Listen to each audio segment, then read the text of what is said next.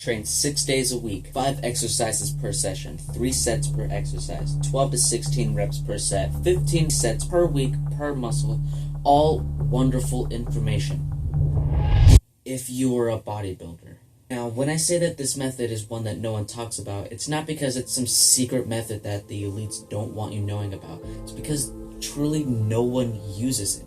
But once you learn the logic of this concept and realize that the realm of elite calisthenics is nothing of that of bodybuilding, once you rid your mindset of one of a bodybuilder, then you've already completed the first step towards true bodyweight mastery. But before we get into that, we have to backtrack a little bit so it doesn't sound like I'm talking out my ass here. Part 1. How I progressed from the beginning. So my workouts started with simple push-ups in my room and pull-ups outside.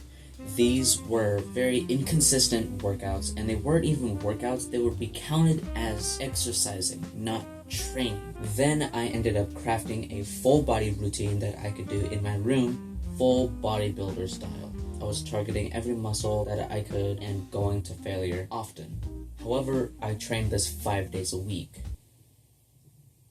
Why was I doing full body workouts 5 days a week? I have no idea. I might have been a little ignorant.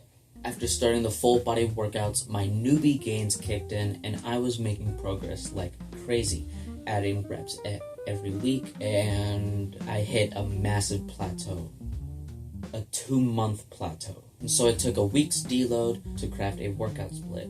A simple push-pull legs workout split. This allowed me to not only target more muscles, but to prevent overtraining in specific areas because I was training it so much and so often. And by now, I was training to get stronger and to look good. So my workouts expanded to target more specific muscles and more specific areas and more specific movements until I had like 6 movements per session.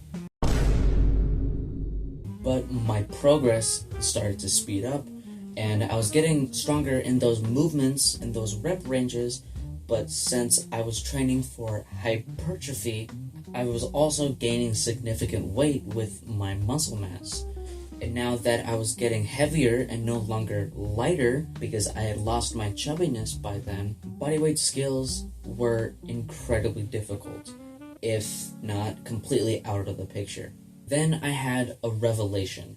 I began desensitizing myself from the mindset of a bodybuilder and more towards that of bodyweight mastery.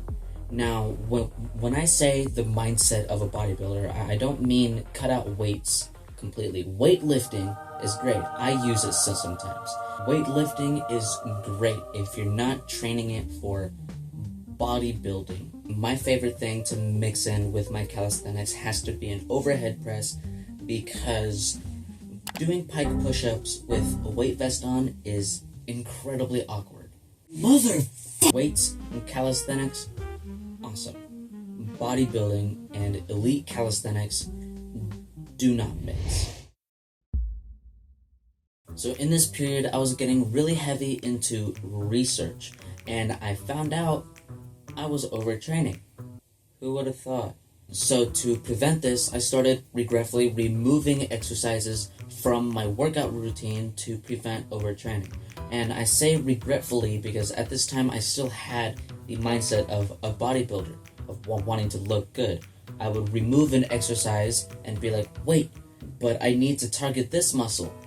But it's also targeting all of these muscles, causing overtraining. I started forming a minimalistic view towards my workout routines, and the more exercises that I removed, the more I realized I didn't really need them at all.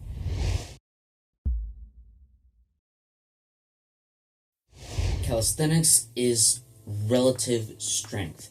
This is the strength and force your body is able to produce relative to your own body weight.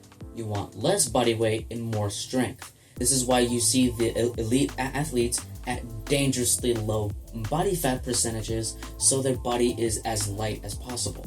But bodybuilding is focused on strength and hypertrophy training. But a lot of muscle will increase your body weight significantly.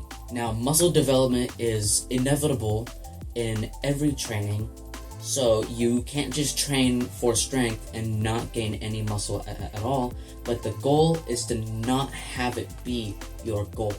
However, training for strength should be your number one goal. This is high power compounds targeting several muscles at a time with a stable movement pattern.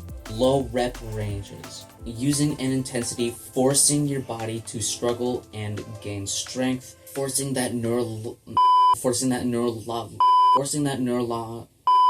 can I say the goddamn word? Forcing that neurological adaptation for your body to use more muscles to create more force. A high frequency of failure for progressive overload. If you're keeping a few reps in the tank, then you're not pushing your body to its limits, or else it won't know its limits and improve off of there. Training for strength is incredibly difficult with reps in reserve. Low sets to prevent overtraining. If you have a high frequency of failure and you train to failure every set, if you have any more than 2 sets per exercise, you are going to overtrain. Oh, but I can't feel the muscles. If you're training to failure the first set, you're gonna feel it.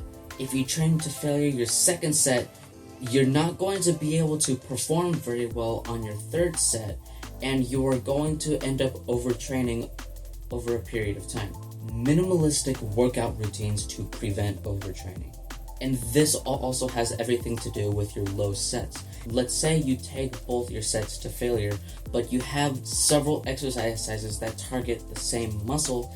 So in all reality, all you need is 2 to 3 high power output compounds to target every muscle in your body and allow for that progressive overload effect to take place. This method is one I've been using for about 3 months now, and it has provided significant results that I just could not ignore. From training with my 20-pound weight vest to maxing out my 40-pound weight vest for reps of 12 or more. To put it into a different perspective, I've never trained the front lever before, and yet as you can see from the thumbnail, I can hold a pretty decent full front lever with a 30-pound resistance band. And as of the upload date of this video, I will actually be training the front lever very soon, and I will be making another video covering that as well. So stay tuned for that. If you found this video helpful, please consider liking and subscribing. I don't plan on stopping these kinds of videos anytime soon. And if you want to find out more ways that you could be overtraining, consider watching this video. And as always, don't look for excuses, look for opportunities.